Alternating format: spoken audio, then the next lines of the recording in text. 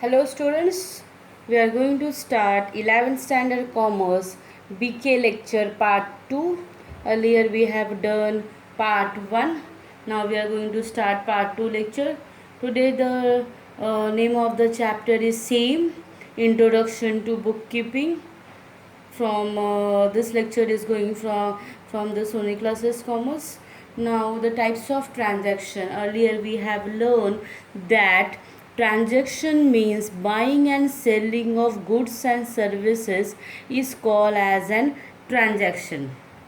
Now there are two types of transaction. The first is called as a monetary transaction. The transaction that involves money is called as a monetary transaction. At the time of buying and selling, cash is involved, money is involved, that is called as a monetary transaction. Non-monetary transaction means what? Barter system.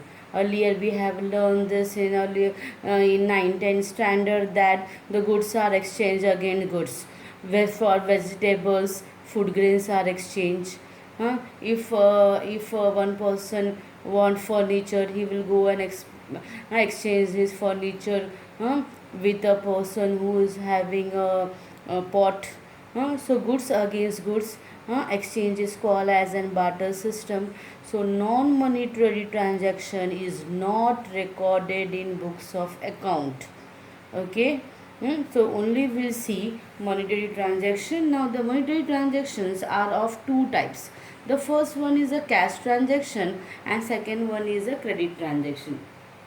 Cash transaction means what? At the time of buying and selling, the cash is involved.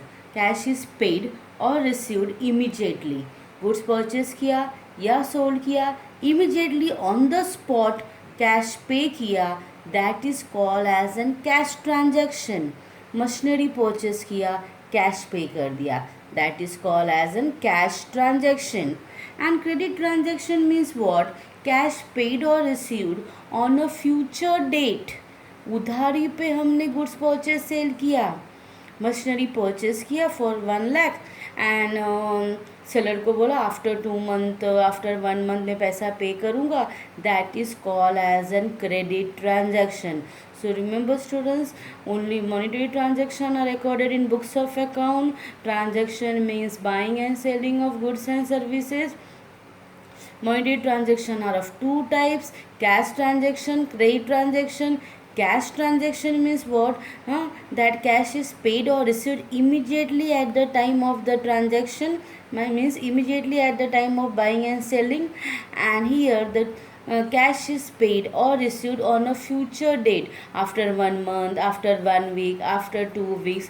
That is called as a credit transaction. So हमारे sums में भी आएगा to identify whether this transaction is a cash transaction or credit transaction. सम में cash दिखा तो cash transaction. Okay, if there is no cash, only the name of the party is given and then it is called as an credit transaction. Now we are going to see the examples of this cash transaction.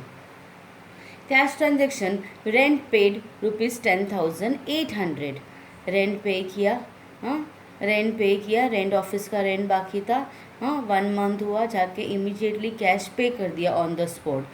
Cash involve है, cash transaction. Cash sales, cash sales का meaning है goods sold for cash. Goods हमने sold किया for 1,20,500. Immediately the goods was sold and cash received is called as a cash transaction. Machinery purchase 55,000. Machinery purchase किया and immediately cash pay किया, that is called as a cash transaction. Cash purchases means what? Goods purchase for cash 1,80,000. Goods purchase किया, immediately cash pay किया, that is called as a cash transaction. For example हम hotel में जाते हैं और हम लोग खाना खाते हैं और इमीडिएटली कैश पे कर देते हैं, that is called as an cash transaction. Next देखेंगे example of credit transaction. Furniture, table, chair, cupboard is called as furniture. Furniture purchase on credit from J woods for ₹85,000. तो हमने goods furniture purchase किया, किस पे purchase किया, credit उधारी पे purchase किया है, 1 महीना बाद, 2 महीने बाद, 10 डेज के बाद हम पैसा पे करेंगे. Immediately money is not paid, cash is not paid, that is called as an credit transaction. Future date में हम पे करेंगे. Next, goods purchase from on credit from Mahesh for ₹11,000. Goods purchase किया महेश से, गुड्स तो आ गया but cash नहीं दिया, cash के लिए हमने थोड़ा टाइम मांग लिया, तो that is called as an credit transaction. Goods sold to Ramesh, Ramesh को हमने गुड्स सोल्ड किया और रमेश को थोड़ा टाइम चाहिए था, तो रमेश को बोला okay pay after 10 days. So that is called as an credit transaction. So there are two types of transaction, cash transaction and credit transaction. If the cash is paid or received immediately at the time of transaction is called as an cash transaction. If the cash is paid or received on a future date of transaction is called as an credit transaction. Buying and selling आज हो रहा है but पैसा afterwards मिलेगा, after some days, after some month और week is called as an credit transactions. And transactions क्या होते हैं वो तो हमने डिस्कस किए थे. Now next we will go for the meaning of a expenditure.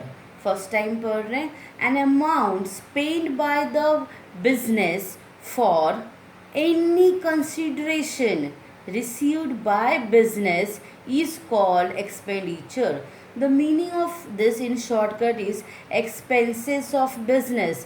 खर्चा, बिजनेस के क्या क्या खर्चे होते हैं और बिजनेस ने कुछ पैसा पे किया, स्पेंड किया किसी चीज़ के बदले. कंसिडरेशन मतलब in return, in return business को कुछ मिला, उसको बोलते हैं एक्सपेंडिचर. हमारे घर के एक्सपेंडिचर्स होते हैं, फॉर एग्ज़ाम्पल होता है हमारा electricity bill, water bill, cable bill, mobile top up होता है, school fees, tuition fees. These are our personal expenditure. जो बिजनेस का एक्सपेंडिचर होता है उसके बदले हम कुछ लेके कैश पे करते हैं या अमाउंट पे करते हैं, that is called as an expenditure. Now we're going to see the types of expenditure. There are 3 types of expenditure.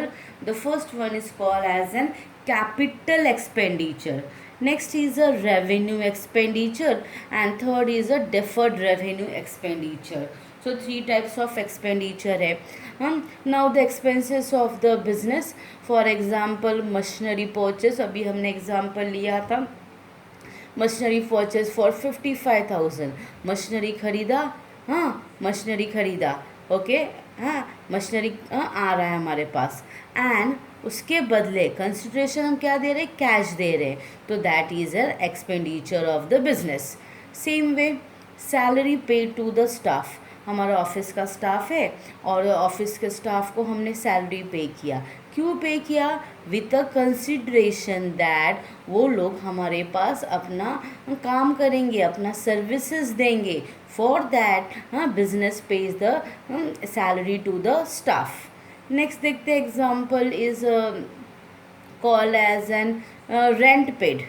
Office का रेंट पे किया. ऑफिस का रेंट इज़ एन एक्सपेंसेस, खर्चा बिजनेस का है. क्यों पे किया, क्योंकि वो जो स्पेस है ऑफिस का वो हमें यूज़ करने को मिला. इसके बदले for a consideration we have paid the business has paid the money. So that is called as an expenditure of the business.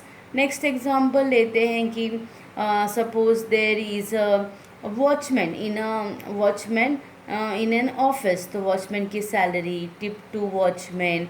और हमने एक लैपटॉप परचेस किया बिजनेस के लिए, तो लैपटॉप को हम सीन और कैश जा रहा है, तो that are call as an expenses, expenditure of the business. Now there are 3 types of expenditure: capital expenditure, revenue expenditure and deferred revenue expenditure. We will see the meaning of these 3 in details. Okay, the first one was a capital expenditure. ध्यान देना, capital expenditure. Capital expenditure is an expenditure that is non-recurring in nature. ऐसा खर्चा जो बार बार नहीं आता, non recurring मतलब not again and again, बार बार नहीं आता, एक बार खर्चा करो बट बार बार करना नहीं पड़ता, हर रोज करना नहीं पड़ता, that is called as an capital expenditure. When a capital expenditure is incurred, a new asset comes into existence. जब हम ये पैसा पे करते हैं, एक्सपेंडिचर करते हैं, तो एक नया प्रॉपर्टी बिजनेस में आता है. तो कैपिटल एक्सपेंडिचर मतलब ऐसा expenses that is non recurring in nature, बार बार नहीं आता, एंड ये खर्चा होने से, ये एक्सपेंसेस होने से न्यू प्रॉपर्टी बिजनेस में आता है. And the benefit is from this is for more than 1 year. And जो भी हमको इस एक्सपेंसेस से फ़ायदा होता है that is more than 1 year. तो remember, capital expenditure non recurring in nature, new assets comes into existence, and जो भी बेनिफिट होता है that is more than 1 year. Next we will go for revenue expenditure. Now revenue expenditure is recurring in nature. Recurring मतलब again and again, daily expenditure है ये. Okay.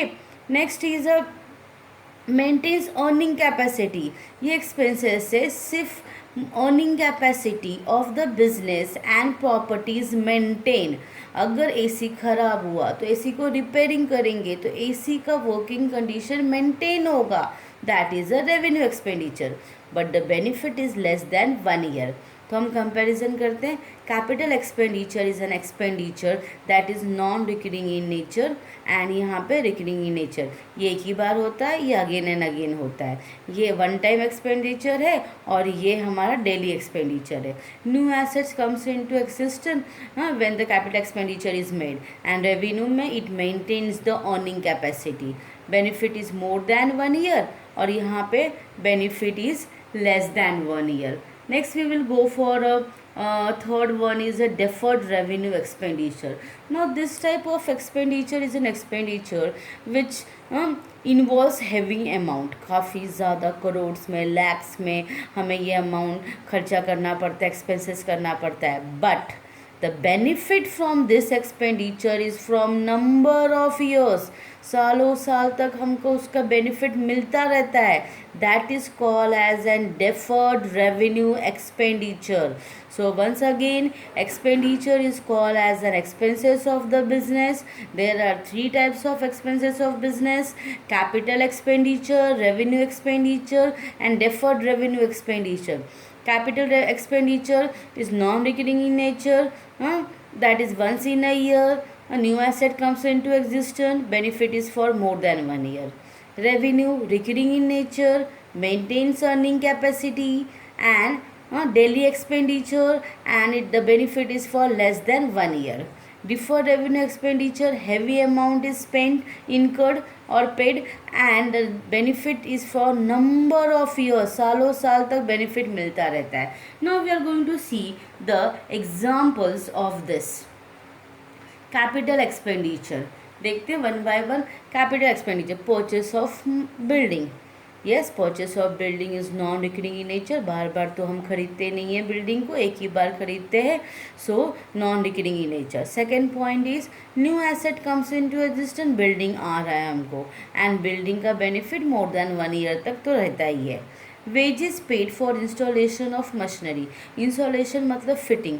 नया machinery खरीदा तो फिटिंग करने के लिए जो लेबर्स लगते हैं, तो ये बार बार तो नहीं होता एक्सपेंडिचर, बार बार तो मशीनरी खरीदते नहीं हैं, तो it is a capital expenditure non recurring in nature. And installation, बार बार तो वर्कर्स आके इंस्टॉल तो नहीं करेंगे उधर, एक ही बार करेंगे, so it is a capital expenditure. Next is a replacement of petrol engine by diesel engine. Okay, एक हमारा ऑफिस का कार है, काफ़ी यूज़ होता है, तो पेट्रोल इंजन पे चल रहा है, तो कंपनी को लगा काफ़ी ज़्यादा खर्चा हो रहा है, तो इसका इंजन चेंज कर देते हैं, पेट्रोल इंजन निकाल के डीजल इंजन डाल दिया. Now this replacement can not be done again and again. बार बार तो नहीं होगा, एक ही बार होता है, कैपिटल एक्सपेंडिचर. एंड उसके वजह से क्या हुआ, बेनिफिट कितना साल से होगा, more than 1 year. Okay, next we will go for the revenue expenditures examples. Salary paid. अभी बिजनेसमैन को अपने स्टाफ का सैलरी हर मंथ में पे करना पड़ता है, पर डे का सैलरी पे करना पड़ता है. So recurring in nature, so revenue expenditure. Purchase of goods, हमने देखा था goods means a commodity in which businessman deal. तो अगर बिजनेसमैन गुड्स में डील करता है तो उसको डेली वो गुड्स परचेस करना है, डेली परचेस करना है, रिकरिंग इन नेचर। और जो गुड्स परचेस किया कल सोल्ड आउट कर देना है, तो benefit is less than 1 year. Repairing of machinery, machinery का रिपेयर्स किया तो it maintain earning capacity and repairing is not a permanent, हाँ वापस रिपेयरिंग करना पड़ सकता है, तो recurring in nature. Office rent paid, her month में ऑफिस का रेंट पे करना पड़ता है, सो it is a recurring in nature revenue expenditure. Now we will go for a deferred revenue expenditure. Deferred revenue expenditure means expenditure that benefit is for number of years. So heavy advertisement paid for 4 years. अभी तुमने देखा होगा कि जब lockdown था तो रामायण दिखा रहे थे। इन दैट रामायण ना काफ़ी ओल्ड एड्स दिखा रहे थे अमूल के।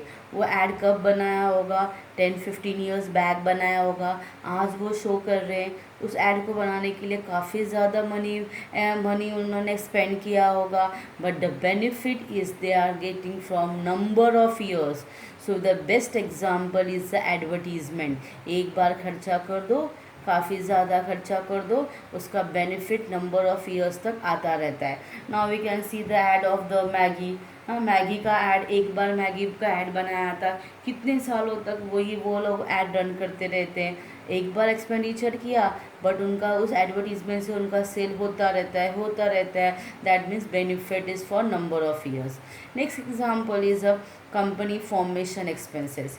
कंपनी को जो स्टार्ट करने के लिए जो खर्चे होते हैं, कंपनी को स्टार्ट करने के लिए लैंड चाहिए, मशीनरी चाहिए, मनी चाहिए, वर्कर्स अपॉइंट करने पड़ते हैं, हाँ ये लाइसेंस वो लाइसेंस लाना पड़ता है। तो एक बार जो खर्चा कर दिया कंपनी स्टार्ट करने के लिए, और एक बार कंपनी स्टार्ट हो गई तो उसका बेनिफिट आता ही रहता है। तो formation expenses heavy expenditure involve होता है, but the benefit is for number of years. Again 3 types of expenditure: capital expenditure, revenue expenditure and deferred. ये रिकरिंग नॉन रिकरिंग है, ये रिकरिंग है। Benefit is for more than 1 year, less than 1 year. It new asset comes into existence, और यहाँ पे it maintains the earning capacity. और यहाँ पे benefit is for number of years. Okay, next meaning is of the definition is of discount. Discount is a concession or allowance given by the seller to the buyer. हाँ, हमने देखा भी है कि हर जगह डिस्काउंट लगाते हैं, ऑफ़र लगाते हैं, सेल लगाते हैं। तो कंसेशन मतलब कम रेट करके वो चीज़ें हमें देते हैं। Okay, so discount is a concession given by the seller to the buyer. Okay, now we're going further see the types of discount. There are 2 types of discount. The first is called as an trade discount. Second is called as an cash discount. Now trade discount is a discount that discount is given on the catalog or a list price. जो printed price होता है product के, उस price पे जो discount मिलता है seller खरीदता है मैन्युफैक्चरर से, उस डिस्काउंट को बोलते हैं trade discount. And this discount is कब मिलता है हमको? At the time of purchase और sale. And trade discount, remember students, trade discount is never recorded in books of account, never recorded. कभी भी हम ये ट्रेड डिस्काउंट वर्ड अपने बुक्स में नहीं लिखेंगे, it is never recorded. Okay, the second is the cash discount. The discount is paid at the time of at the time of the payment. हाँ, जब हमारा पेमेंट होता है, इमीडिएट पेमेंट होता है, ऑन द स्पॉट पेमेंट होता है, उस वक्त जो डिस्काउंट कंसेशन देते हैं उसको बोलते हैं हम cash discount. And cash discount is calculated after deducting the trade discount, and this discount, cash discount, is recorded in books of accounts. Okay, we'll take an example.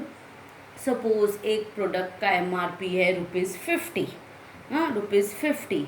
Seller गया manufacturer के पास ख़रीदने को, मैन्युफैक्चरर ने बोला कि MRP तो ₹50 है, but मैं तुमको दे दूँगा ₹45 में। तो कितने में मिला हमको 45 रुपीज़ में। 5 rupees is call as an trade discount, because वो डिस्काउंट किस पे मिला, हाँ लिस्ट प्राइस पे मिला। लिस्ट प्राइस मतलब प्रिंटेड प्राइस। अभी जो भी सेलर है अपने बुक में क्या लिखेगा, वो 50 में आया कि 45 में आया, मुझे वो लिखेगा I got this product at ₹45। तो अपने बुक्स ऑफ अकाउंट में उसने कितना लिखा, 45 रुपीज़ लिखा। 5 रुपीज़ डिस्काउंट के बारे में लिखा ही नहीं। So trade discount is never recorded in books of account. ना जब पेमेंट फिर ये प्रोडक्ट उसने सेल कर दिया अपने कस्टमर को, एंड कस्टमर ने बोला मुझे भी डिस्काउंट चाहिए, थोड़ा डिस्काउंट है ना, तो उसने बोला ठीक है चलो 3 रुपीज़ डिस्काउंट ले लो, और उसने कितने में पे कर दिया, 42 रुपीज़ में पे कर दिया।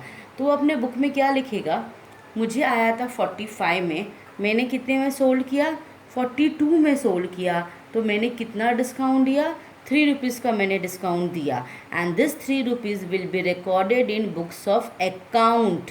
हाँ, so that is a cash discount. Okay, again MRP 50 था। हाँ, मैन्युफैक्चरर कंपनी ने सोल्ड किया बिजनेसमैन को, सेलर को 45 में। हाँ, 45 का बिल बनेगा, बुक्स में लिखेंगे हमें 45 में आया, तो trade discount of 5 rupees is not recorded in books of account. जब हम सेल करने गए तो हमने कस्टमर को बोला इमीडिएटली पैसा पे करोगे तो मैं तुमको चलो 3 रुपया कम कर देता हूँ। तो हम लोग लिखेंगे आया 45 में बट बेचा हमने 42 में, तो 3 rupees is a cash discount, and this discount we will record in the books of account as a profit की लॉस। सोल्ड किया होगा तो हमें लॉस होगा, परचेस किया होगा तो हमें प्रॉफिट होगा। तो again discount is an concession. Discount is an concession given by the seller to the buyer. Trade discount is never recorded, cash discount is recorded. Only 2 types of discount is there. Okay. Thank you students for listening. We will meet in the next lecture.